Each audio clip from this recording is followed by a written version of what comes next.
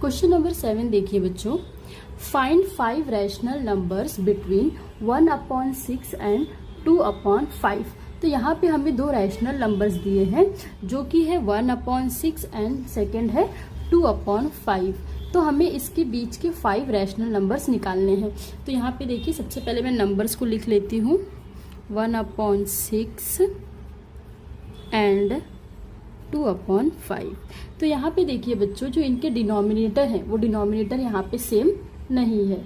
तो अब हम क्या करेंगे, सबसे पहले इनके डिनोमिनेटर को सेम करेंगे। तो देखिए अब हम क्या करेंगे, ये जो फर्स्ट नंबर का डिनोमिनेटर है उससे हम सेकंड रैशनल नंबर को मल्टीप्लाई करेंगे और सेकंड रैशनल नंबर को फर्स्ट के डिनोमिनेटर से मल्टीप्लाई और डिवाइड करेंगे। तो देखिए ये हो जाएगा 1/6 मल्टीप्लाई 5 एंड 2/5। तो हम इसे भी मल्टीप्लाई करेंगे 6 से। यहाँ पे देखिए तो ये क्या हो जाएगा, 1 5 5/6 5 30 एंड 12/30। तो देखिए बच्चों अब इनके बीच का जो डिनोमिनेटर है वो सेम हो चुका है। तो अब हम इजीली 5 रैशनल नंबर्स लिख सकते हैं। तो हम यहाँ लिखेंगे 5 रैशनल नंबर्स बिटवीन 1/6 एंड 2/5। तो देखिए वो कौन से हो जाएंगे, आप यहाँ पे 6/30 लिख सकते हैं, 7/30 लिख सकते हैं, 8/30, 9/30, देन 10/30 और 11/30। तो देखिए इस तरीके से हमने इनके बीच के 6 रैशनल नंबर्स लिख ली, जबकि क्वेश्चन में हमें 5 ही पूछा था। तो इस तरीके से क्वेश्चन नंबर 7 कंप्लीट हुआ। अब देखते हैं क्वेश्चन नंबर 8। यहाँ पे लिखा है if x/3 plus x/5 equal to 16/15 find the rational number x। तो यहाँ पे हमें एक इक्वेशन दिया है और इसकी हेल्प से हमें x की वैल्यू फाइंड करनी है। तो देखिए यहाँ पे हम लिखेंगे सॉल्यूशन। तो ये हो गया x/3 plus x/5 equal to 16/15। अब यहाँ पे हम क्या करेंगे, सबसे पहले क्रॉस मल्टीप्लाई।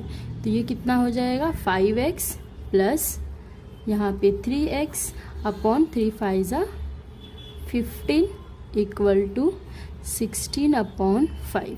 अब 5 प्लस 3 कितना हो जाएगा, 8x/15 इक्वल टू 16/15। अब हमें x की वैल्यू फाइंड करनी है, तो x को इसी तरफ रहने दीजिए और ये वाला नंबर भी एज इट इज़। अब यहाँ पे देखिए ये 8/15 है, तो इस तरफ आके ये हो जाएगा 15/8। तो 15 कट हो जाएगा, 8 1 जा 8, 8 2 जा 16। तो बच्चों यहाँ पे देखिए x की वैल्यू हमें कितनी मिल गई है, 2 मिल गई है। तो हम यहाँ पे लिख देंगे आंसर अपना।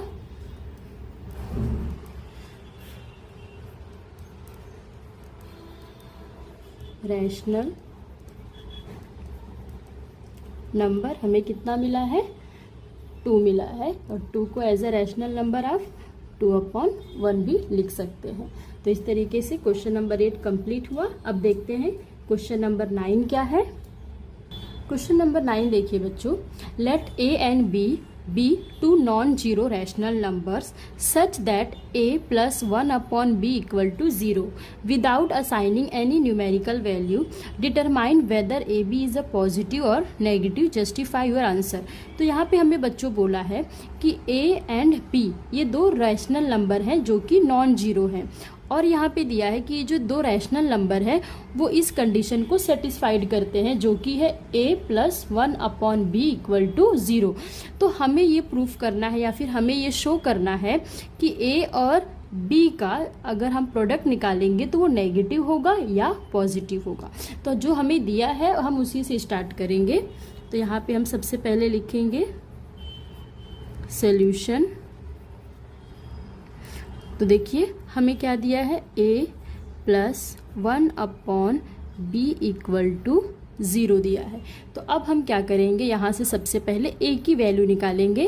तो a की वैल्यू देखिए कितना हो जाएगा, -1/b। तो अब देखिए क्वेश्चन में क्या बोला है बच्चों कि A B is a positive या नेगेटिव। तो मतलब ए बी, तो यहाँ पे हमें b से दोनों साइड क्या करना पड़ेगा, मल्टीप्लाई करना पड़ेगा। तो अब हम यहाँ पे लिखेंगे multiply both side by a। तो ये देखिए a मल्टीप्लाई a हो जाएगा और -1b मल्टीप्लाई, यहाँ पे भी सॉरी ये a हो जाएगा। ठीक है, तो अब देखिए यहाँ पे क्या दिया है, a से सॉरी बच्चों यहाँ पे b से मल्टीप्लाई करेंगे। तो मैं इसे कट करती हूँ, यहाँ पे b से मल्टीप्लाई करेंगे। तो देखिए ये क्या हो जाएगा, a multiply b equal to -1/b into यहाँ पे b। अब देखिए यहाँ पे हमें क्या मिलेगा, ए बी, और ये b और ये b कैंसिल होके -1। तो देखिए जो हमें ए बी मिला है वो नेगेटिव है। तो हम यहाँ पे अपना आंसर लिखेंगे, A B is a negative integer. बस इतना लिख दीजिए, ए बी इज नेगेटिव। तो देखिए बच्चों इस तरीके से क्वेश्चन नंबर 9 कंप्लीट हुआ। क्वेश्चन नंबर 10 देखिए बच्चों, a rational number has a terminating decimal expansion whose last non zero digits occur in the fourth decimal place. Show that such number can be written in the form of p/10, where p is an integer not divisible by 10. It is necessary that the denominator of this rational number when written in the lowest form is divisible by 2⁴ और 5⁴। Give reason. तो हम इस question को पहले दो part में solve करते हैं बच्चों। तो पहले यहाँ से देखिए, अ rational number has a terminating decimal expansion whose last non zero digit occur in the fourth decimal place. तो देखिए यहाँ पे बोला है कि एक कोई तो डिजिट है, एक कोई रैशनल नंबर है जिसको अगर आप उसका डेसिमल एक्सपांशन निकालेंगे तो वो जो है एक डिजिट के बाद, कोई भी एक इंटीजर ले लीजिए, एक डिजिट के बाद उसका जो नॉन जीरो नंबर है या फिर नॉन जीरो जो डिजिट है वो फोर्थ प्लेस पर आता है। तो यहाँ पे हम इस तरीके से स्टार्ट करते हैं। देखिए तो यहाँ पे हम लिखेंगे सॉल्यूशन। तो यहाँ पे देखिए क्या बोला है, last non zero digit occur in the fourth decimal place. तो हम ऐसे लिखेंगे, as last non zero digit occurs in the fourth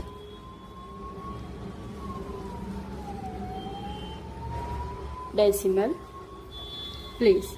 तो देखिए हम इसे इस तरीके से लिख सकते हैं, अगर ये सपोज कोई p एक हमारा डिजिट है और ये देखिए ये यहाँ पे d1 मतलब फर्स्ट पोजीशन, d2, d3 और ये यहाँ पे d4। तो ये जो d4 है बच्चों ये हमारा नॉन जीरो डिजिट है कोई। अब आगे देखिए इसमें क्या लिखा है, show that such number can be written in the form of p/10⁴। तो अगर बच्चों जो इसका डेसिमल है यहाँ पे, ये अगर मुझे इस तरफ लेके जाना है, राइट हैंड साइड, मतलब डेसिमल को अगर मुझे यहाँ पे शिफ्ट करना है, ठीक है, तो मैं इसे इस तरीके से लिख सकती हूँ, p/, देखिए कितने डिजिट है 4, तो यहाँ पे 4 zeros आ जाएंगे। ये अगर ऐसा रहा होगा तभी तो ये जो डेसिमल है वो इस तरफ शिफ्ट हुए रहेंगे। सपोज मान के चलिए अगर ये 1/, और ये नीचे यहाँ पे है 10,000, तो अगर मैं इसका डेसिमल शिफ्ट करूँगी तो ये लेफ्ट साइड जाएंगे क्योंकि यहाँ पे डिवाइड है। तो ये क्या हो जाएगा, देखिए 0.00 ये 1। तो मतलब यहाँ से जो डेसिमल पहले यहाँ था तो 1 2 3 4, तो डेसिमल इस तरफ से शिफ्ट होके आया। तो उसी तरीके से देखिए सपोज वो p वो डिजिट रहा होगा और उसको हमने जब 10,000 से डिवाइड किया तभी तो वो इस तरीके से फॉर्म हुआ रहेगा। तो ये देखिए ये p एक रैशनल नंबर है और जब हमने उसको इस फॉर्म में अगर इसको हम डेसिमल फॉर्म में लिखेंगे तो वो इस तरीके से मिलेगा, जहाँ पे जो ये p है और यहाँ पे इसका जो 4th डिजिट है वो नॉन जीरो है। अब देखिए ये जो हमें मिला है p/10,000, इसको हम इस तरीके से लिख सकते हैं p/10⁴। अब बस उसी को हमने जो पावर में लिख दिया है यहाँ पे 10,000 को 10⁴।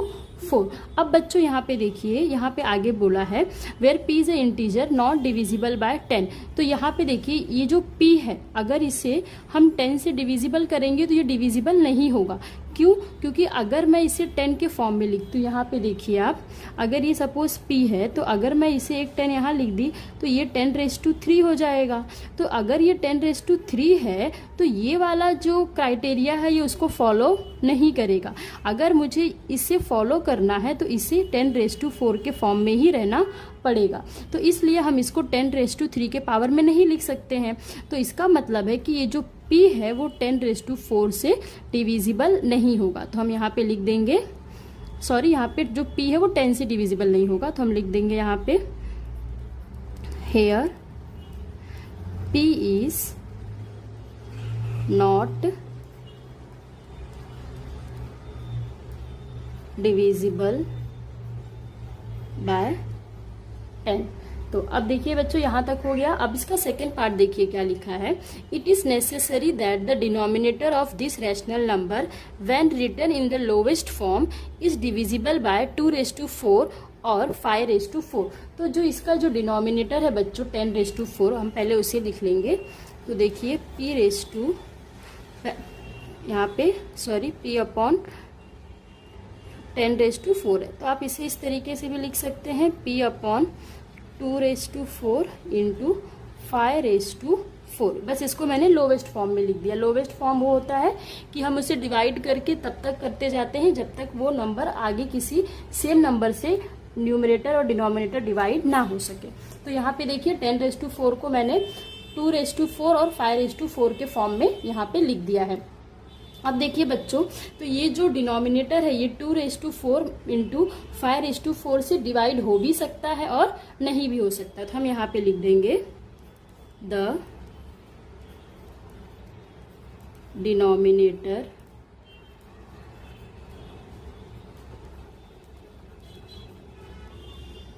यहाँ पे द डिनोमिनेटर में बी डिविजिबल by 2⁴ and 5⁴ और may be divisible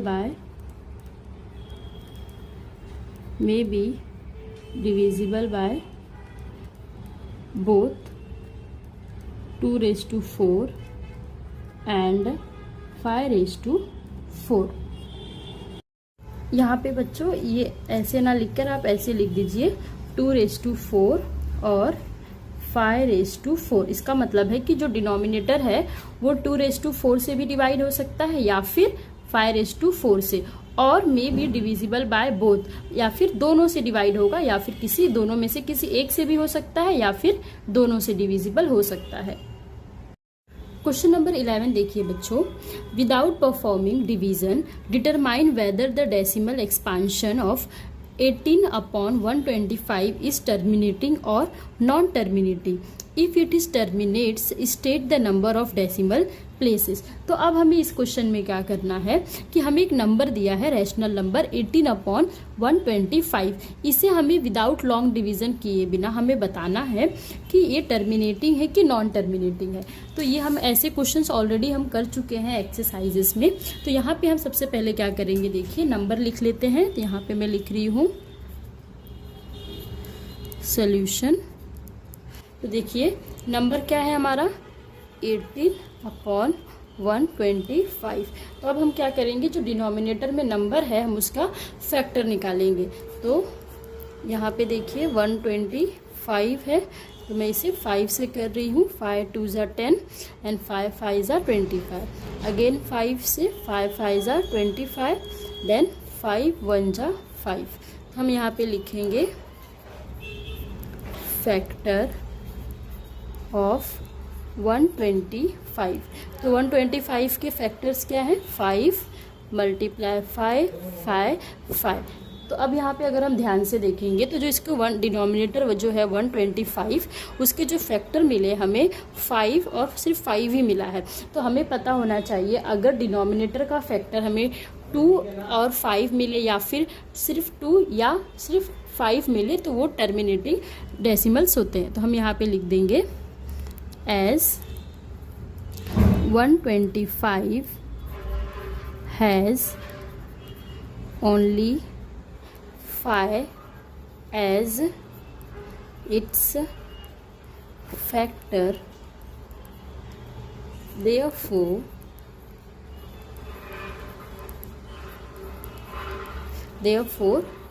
8/125 इस यहाँ पे क्या हो जाएगा? टर्मिनेटिंग इस terminating decimal expansion.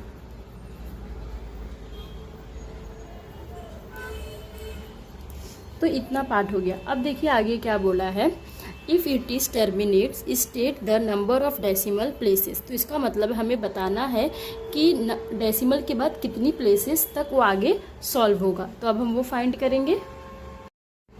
Question number 12 देखिए बच्चों, a rational number in its lowest form has denominator 2⁻³ multiply 5। How many decimal places will its decimal expansion है? Explain your answer. तो यहाँ पे क्वेश्चन में बोला है कि एक कोई तो रैशनल नंबर है जिसका जो डिनोमिनेटर है, अगर वो रैशनल नंबर को हम लोवेस्ट फॉर्म में कन्वर्ट करें तो उसके डिनोमिनेटर में होगा 2⁻³ मल्टीप्लाई 5। तो हमें पता करना है कि जो उसका डेसिमल एक्सपांशन होगा वो कितने डिजिट तक होगा। तो स्टार्ट करते हैं। तो सबसे पहले हम यहाँ पे इसे अज्यूम करेंगे। तो यहाँ पे हम लिखते हैं सॉल्यूशन। यहाँ पे मैं लिख रही हूँ let P/Q is a rational number. यहाँ पे मैंने लिखा कि जो P/Q है वो एक रैशनल नंबर है। अब यहाँ पे बोला है कि डिनोमिनेटर में कितना है ये, तो मैं इसे ऐसे लिख सकती हूँ P/Q equal to P/2⁻³ multiply 5। अब देखिए यहाँ पे डिनोमिनेटर में क्या दिया है 2⁻³ मल्टीप्लाई 5।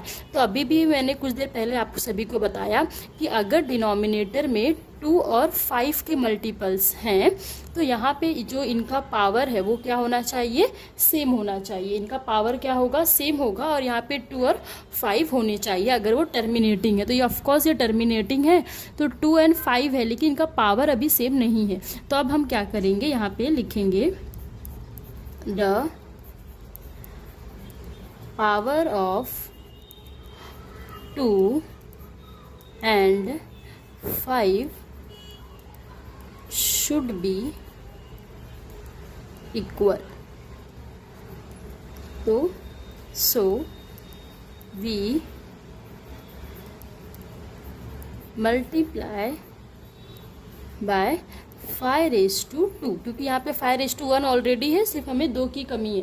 तो हमें किससे मल्टीप्लाई करेंगे? 5⁻² से। तो अब देखिए क्या बन जाएगा, P/Q इक्वल टू ये कितना हो जाएगा?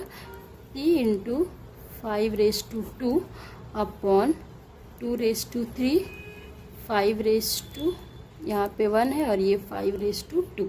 तो ये देखिए क्या बन जाएगा, P 5⁻² और ये हो जाएगा कुछ इस तरीके से। अब इनके देखिए पावर भी सेम है तो ये हम ऐसे लिख लेंगे P 5⁻² और ये हो जाएगा यहाँ पे 10⁻3। तो यहाँ पे देखिए यहाँ पे हमें कितना मिला है 10⁻3। तो इसका मतलब यहाँ पे कोई भी नंबर होने दीजिए, लेकिन अगर डिनोमिनेटर में P⁻3 मिला है इसका मतलब है कि जो इसका डेसिमल एक्सपांसन 3 डिजिट तक होगा। तो अब हम यहाँ पे लिख देंगे आंसर, therefore the decimal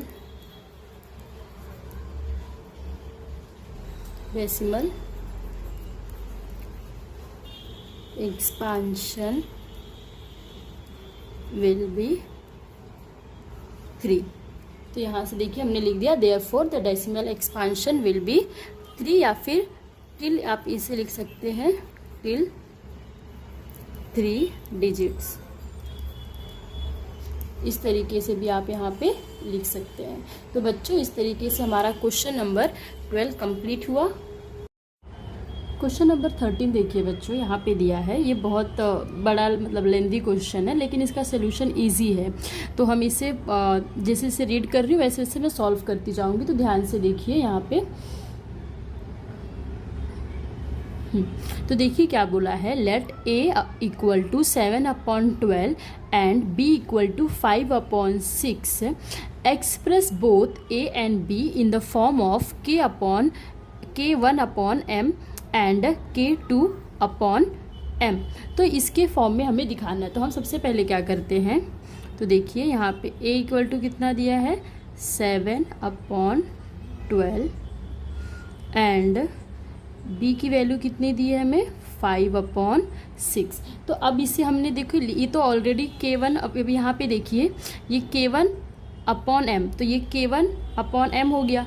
अब k2/m है, मतलब कि ये जो m की वैल्यू है ये इक्वल होनी चाहिए, लेकिन यहाँ पे ये जो m की वैल्यू है जो डिनोमिनेटर है वो इक्वल नहीं है। तो अब हम क्या करेंगे, इनका जो डिनोमिनेटर है वो इक्वल करेंगे। तो यहाँ पे देखिए 6 है और यहाँ पे 12 है, तो यहाँ पे जो 6 है हम उसको ईजिली 12 में कन्वर्ट कर सकते हैं, जस्ट ऊपर और नीचे 2 से मल्टीप्लाई करके। तो देखिए हम इसे ऐसे लिख सकते हैं a equal to 7/12 and b equal to 5 × 2 and 6 × 2। तो देखिए यहाँ से हमें क्या मिलेगी, a की वैल्यू 7/12 एंड b की वैल्यू हमें मिलेगी 10/12। अब देखिए ये यहाँ पे एक k1/m1 k2/m, तो देखिए यहाँ पे m की वैल्यू तो सेम हो गई और यहाँ पे k1 है और ये k2 है। तो हम यहाँ पे लिख सकते हैं here k1 equal to 7, k2 equal to 10 and m equal to कितना हो गया 12 हो गया। अब आगे देखिए क्वेश्चन में क्या दिया है बेटा, कि इनका जो डिफरेंस है k2 माइनस k1 वो ग्रेटर देन 6 होना चाहिए। तो यहाँ पे हम डिफरेंस निकालते हैं, k2 minus k1 greater then 6 होना चाहिए। तो अब आप यहाँ पे देखिए, तो k2 कितना है हमारा 10 माइनस 7 ग्रेटर देन 6। तो देखिए यहाँ पे हमें 3 मिल रहा है जो कि ग्रेटर देन 6 नहीं है। तो इसका मतलब है कि जो हमने जो अजम्पशन किया या फिर जो हमने फॉर्म किया है k1 और k2 वो गलत है। तो अब हम क्या लिखेंगे यहाँ पे, इट इज़ नॉट पॉसिबल।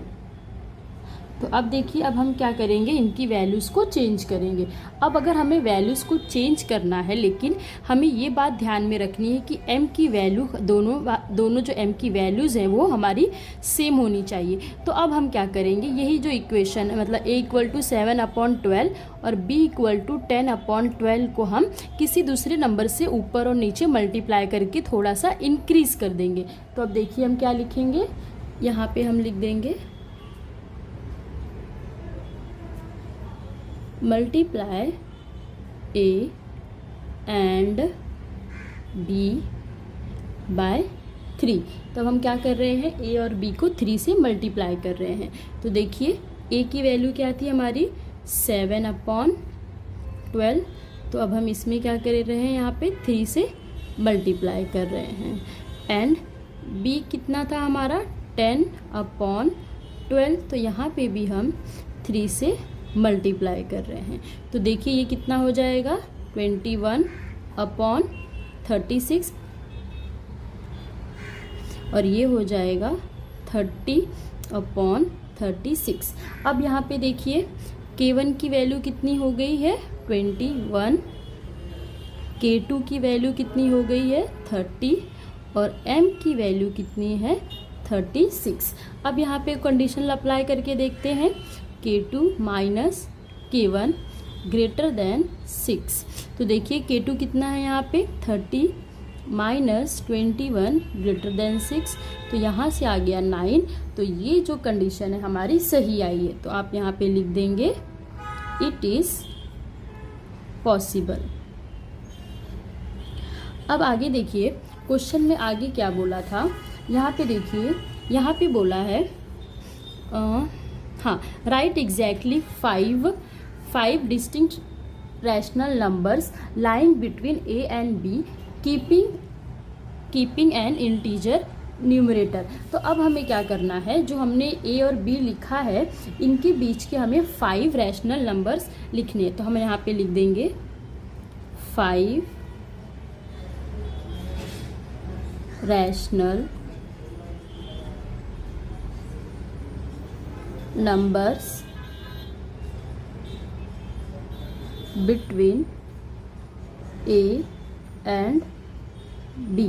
तो आप देखिए यहाँ पे ये कितना है 21/36, तो आप यहाँ 22 से स्टार्ट कर सकते हैं। 22/36, 23/36, 24/36, 25/36, यहाँ पे 26/36। 5 बोला था, यहाँ पे देखिए हम 5 लिख चुके हैं। आप 29/36 भी लिख सकते हैं। तो देखिए इस तरीके से बच्चों हमने 5 रैशनल नंबर भी लिख लिया। अब क्वेश्चन में देखिए आगे क्या बोला है, explain why the condition K2 minus K1 greater than n+1 is necessary to find n such rational numbers between the two rational number a and b using this method। तो इसका क्वेश्चन में इस जो क्वेश्चन पूछा गया है हमसे, इसका ये मतलब है बच्चों कि अगर हमें दो रैशनल नंबर, जैसे कि देखिए यहाँ पे a और b रैशनल नंबर था और इनके बीच के हमें 5 रैशनल नंबर्स निकालने थे। तो उसी तरीके से अगर हमें 2 रैशनल नंबर दिया जाता है और उनके बीच के कितने भी नंबर अगर आपसे पूछते, सपोज मान के चलिए n नंबर्स पूछते हैं, तो उसके लिए ये कंडीशन क्यों ज़रूरी होती है कि जो K2 माइनस K1 वो ग्रेटर होना चाहिए n+1 से। तो आप उसे इस तरीके से भी समझ सकते हैं बच्चों।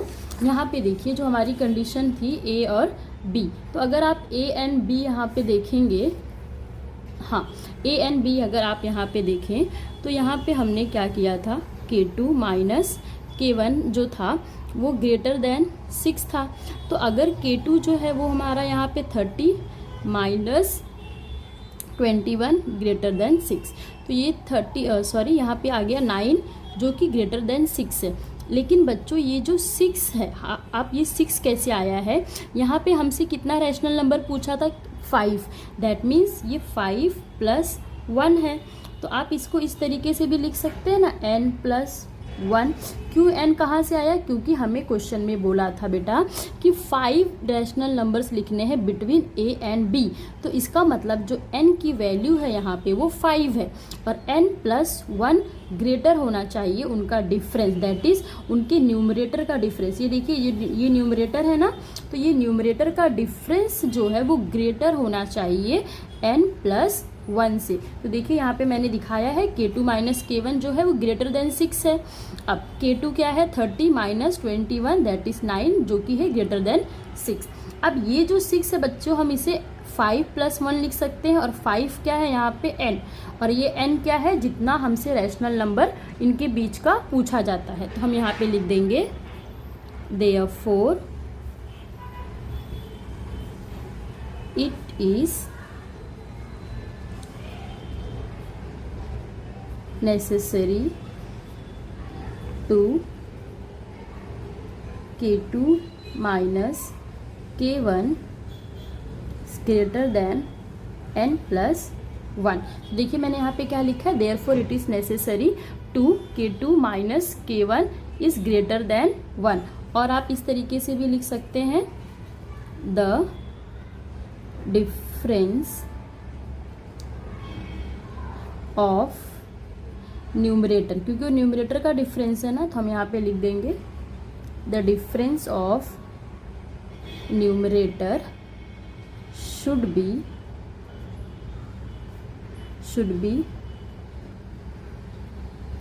Greater than n plus 1। तो देखिए बच्चों, इस तरीके से क्वेश्चन नंबर 13 कंप्लीट हुआ। होप सो आप सभी को समझा होगा। ये क्वेश्चन इंपॉर्टेंट है और आप इसके अगर आपको कुछ भी पार्ट नहीं समझा होगा तो वीडियो को एक बार आप फिर से देख लीजिए। क्वेश्चन नंबर 14 देखिए बच्चों, और ये इंपॉर्टेंट क्वेश्चन भी है। क्वेश्चन देखिए, 3 rational numbers x, y, z satisfied x plus y plus z equal to 0 and x y plus y z plus z x equal to 0 show that all the rational number that is x, y, z must be simultaneously 0। तो यहाँ पे हमें ना ये बोला है कि x, y, z ये जो तीनों है एक रैशनल नंबर है और ये हमें यहाँ पे कंडीशंस दी है। देन हमें शो करना है कि x, y, z जो है ये 0 के बराबर है। तो अब देखिए हम इस तरीके से लिख देते हैं। पहले हम लिखेंगे गिवन। तो देखिए आपको गिवन क्या दिया है यहाँ पे कि x plus y plus z कितने के बराबर है, 0 के। तो ये हमारा इक्वेशन नंबर 1 हो गया। And x y plus y z plus z x दिया है हमें 0 के बराबर। ये कितना हो गया, ये भी इक्वेशन नंबर हमारा 2। अब हम क्या करेंगे, यहाँ पे देखिए जो इक्वेशन नंबर 1 है हम उसका स्क्वायर करेंगे दोनों साइड। तो हम यहाँ पे लिखेंगे squaring equation 1 on both side. तो हम दोनों तरफ उसका स्क्वायर करेंगे। तो देखिए ये क्या हो जाएगा, x plus y plus z the whole square equal to 0 का स्क्वायर। तो अब देखिए ये क्या हो जाएगा, x square plus Y square plus Z square plus यहाँ पे ये हो जाएगा x y plus y z plus z x और यहाँ पे y का स्क्वायर 0 का स्क्वायर 0। अब यहाँ पे देखिए यहाँ पे हमें क्या मिलेगा, x square plus Y square plus Z square plus ये 2 और यहाँ पे इक्वेशन नंबर 2 में देखिए किसके बराबर है, 0। तो ये सेम है तो यहाँ से ये 0 और इक्वल टू 0 आप यहाँ लिख सकते हैं फ्रॉम इक्वेशन 2। अब देखिए ये क्या हो जाएगा, x square plus Y square plus Z square equal to 0। अब देखिए ये जो x square plus Y square plus Z square किसके बराबर है, 0 के बराबर है। तो अगर ये वैल्यूज़ 0 के बराबर हैं तो इसका मतलब है कि इनकी भी वैल्यूज़ क्या होनी चाहिए, 0। तो अब हम यहाँ पे लिखेंगे the values of X square plus Y square plus Z square can be 0 only when.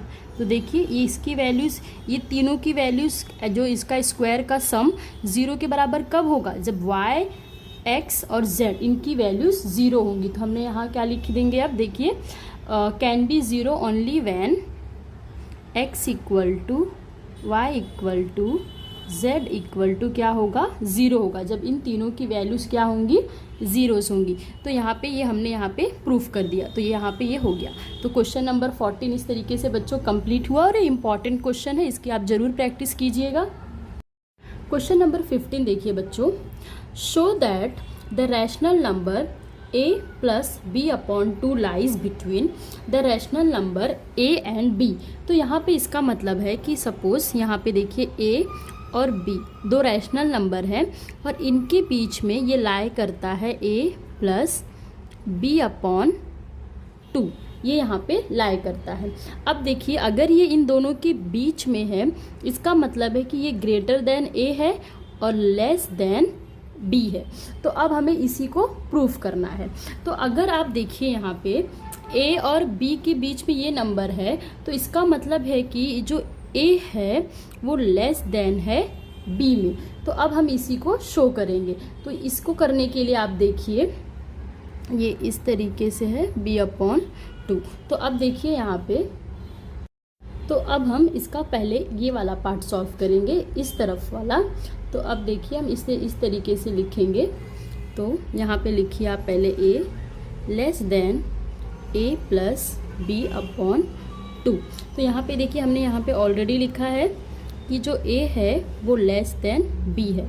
अब हम क्या करेंगे, दोनों तरफ a ऐड करेंगे। तो यहाँ पे लिखेंगे adding a on both side. तो यहाँ पे हम दोनों तरफ a ऐड करेंगे। तो देखिए ये क्या हो जाएगा, a प्लस a और यहाँ पे b प्लस a। तो ये देखिए 2a और यहाँ आ जाएगा b प्लस a। तो यहाँ से अगर मैं ये 2 को शिफ्ट कर दूँ और ये a b को मैं a प्लस b लिख दूँ और ये हो जाएगा अपॉन में 2। तो ये देखिए ये वाला पार्ट हमने यहाँ से प्रूव कर दिया। अब इसे दे दीजिए इक्वेशन नंबर 2। अब हम क्या करेंगे, इसका सेकेंड पार्ट सॉल्व करेंगे जहाँ पे हमने a प्लस बी अपॉन 2 को लेस देन b बोला है। तो अब मैं यहाँ पे लिख रही हूँ a plus B upon 2 less than b। अब यहाँ पे भी हम वही लिखेंगे a is less than b। इस बार हम क्या करेंगे, दोनों साइड b ऐड करेंगे। तो यहाँ हम लिखेंगे adding b on both side. तो हम दोनों तरफ इस बार b ऐड करेंगे। तो ये देखिए a प्लस बी, यहाँ पे b प्लस बी। तो ये हो जाएगा a plus be less than 2b। तो ये 2 इस तरफ आ जाएगा। तो ये हो जाएगा a plus B upon 2 less than b। तो देखिए और हम इसे अब दे देंगे इक्वेशन नंबर 2। तो हमने ये वाला पार्ट देखिए ये सेम पार्ट हमने यहाँ पे शो कर दिया। तो अब हम यहाँ लिखेंगे फ्रॉम इक्वेशन 1 एंड 2। हम इक्वेशन 1 और 2 से ये कह सकते हैं कि देखिए ये वाला जो नंबर है a से ग्रेटर है और b से लेस है। तो इसका मतलब है कि जो a प्लस b अपॉन 2 है वो a और b के बीच में लाई करता है। तो हम यहाँ पे लिखेंगे, आप देखिए फ्रॉम इक्वेशन 1 एंड 2 थोड़ा सा, हाँ, therefore a plus b upon 2 lies between the rational number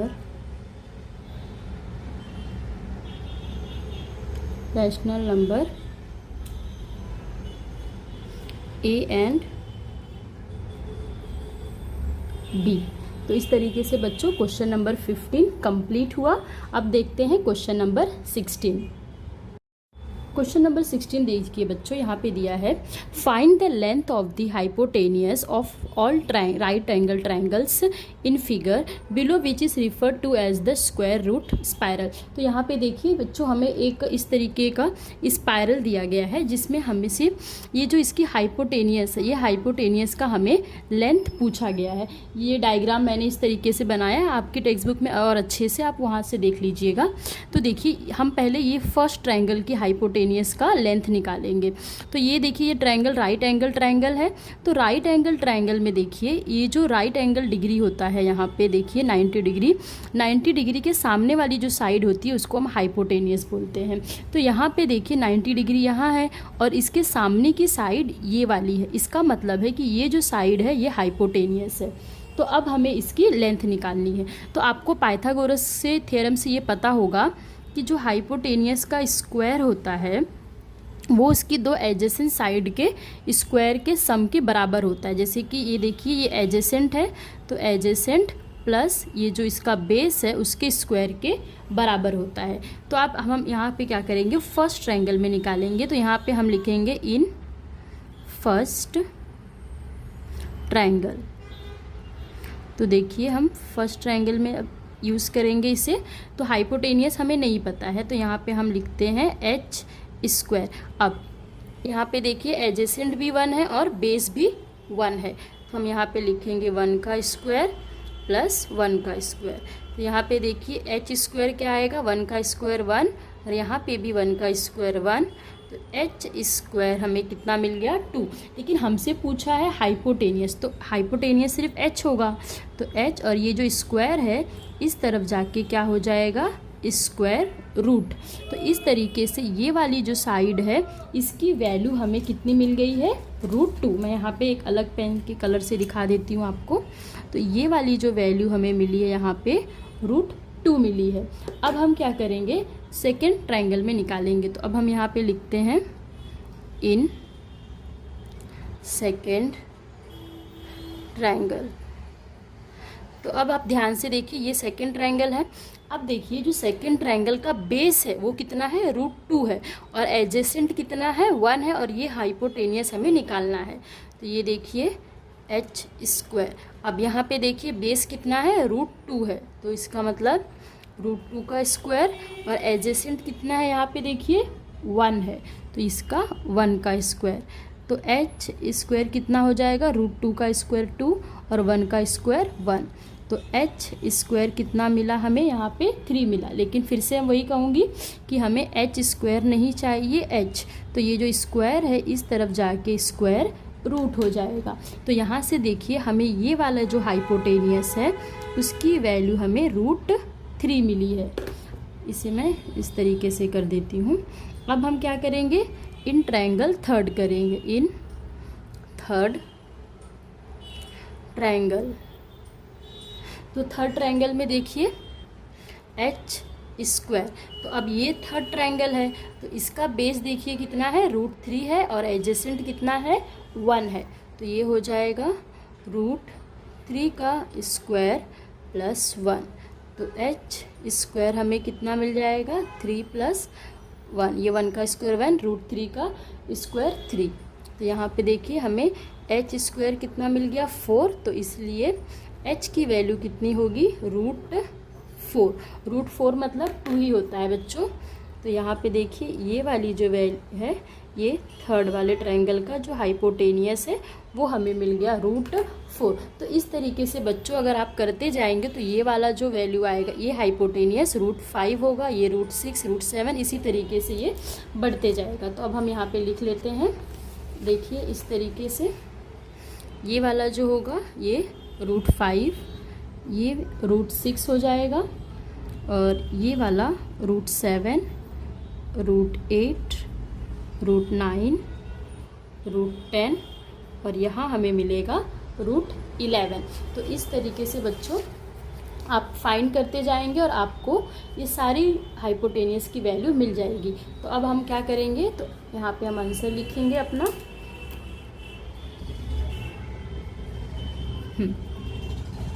lengths of hypotenuse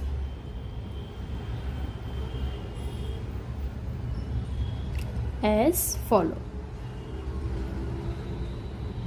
तो देखिए हमें क्या मिला था, हम पहले क्या मिला √2, √3, √4, √5, √6, √7, √8, √9, √10 एंड √11।